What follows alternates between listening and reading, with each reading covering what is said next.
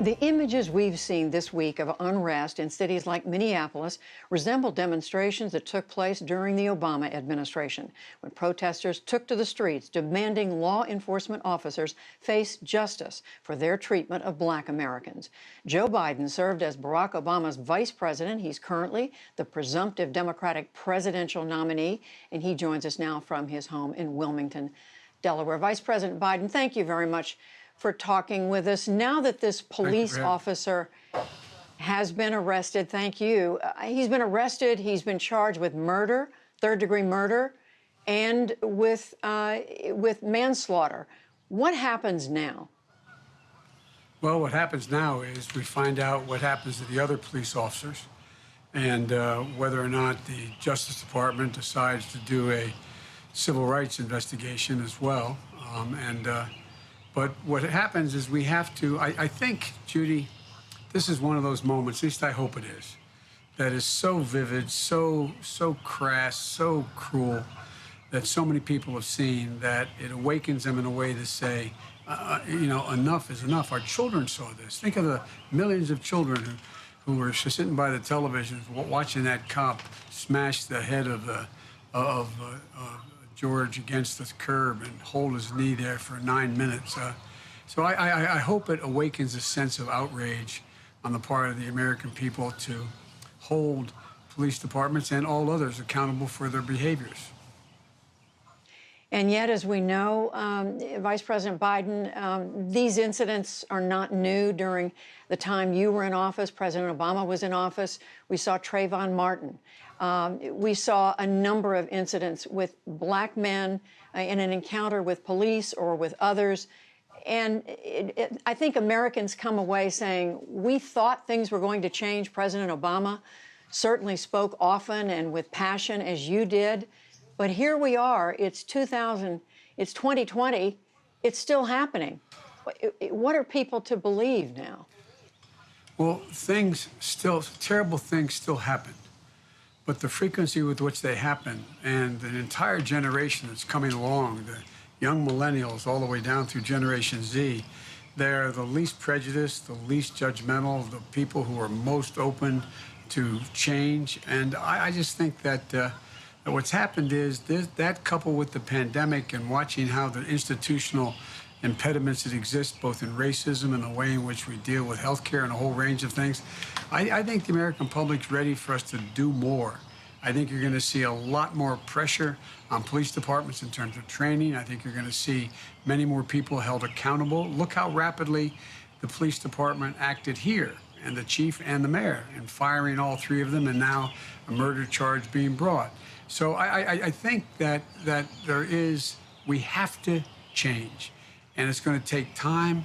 But you have to have a president like Barack was who speaks out about it. You got to be able to talk about it. And if I'm elected president, this is going to be something that I'm not going to pretend is not happening. I think it matters what presidents say and how they say it and what they do. But with all due respect, again, Vice President Biden, you had words similar to what you're saying today then. Certainly President Obama did. What is going to be different? And I want to ask you, is speaking out enough? What actions? There's been retraining in police departments, but still we see incidents like the one this week. They have to just keep on it. We have to just keep going back at it. Look at the training programs, make them stronger, move on them. Look, I remember it's a little bit like, when I was a kid, I came back from law school, and my city had been burned down, 20% of it burned to the ground, occupied by the National Guard, and told that we were never going to be able to get any better. Things were just never going to change. Well, they changed considerably. The city, African Americans and all others are integrated together now. Not totally, but there's a totally different circumstance than it was. So things have gotten, on a macro sense, better, but you still, if you're a Black man or a Black woman or a child, you're still going to worry when you walk out of the house, whether or not you're going to be the victim of what George was. That because you're Black, it's still a grave concern. But the idea it's not any better, I think, is, look, the other thing is, I'll just be very blunt with you, I think this president has stoked racism from the time he made a moral equivalence between those folks coming out of the fields in Charlottesville carrying torches and their veins bulging and carrying Nazi flags and accompanied by white supremacists, and young girl gets killed, and he gets asked about it. He says there's a moral equivalence. They're good people on both sides. It matters what presidents say. So finally, we see President Trump last night speaking about looting leads to shooting. Today, the White House is saying he didn't mean, he wasn't trying to threaten violence. What could you have done in the last day or so as president to prevent the kind of frustration and anger that's spilled over in cities across the country? I'm not sure I could prevent it, but I would not have heated it up. He didn't say, he said, they began to loot, we shoot. That's what he said, okay?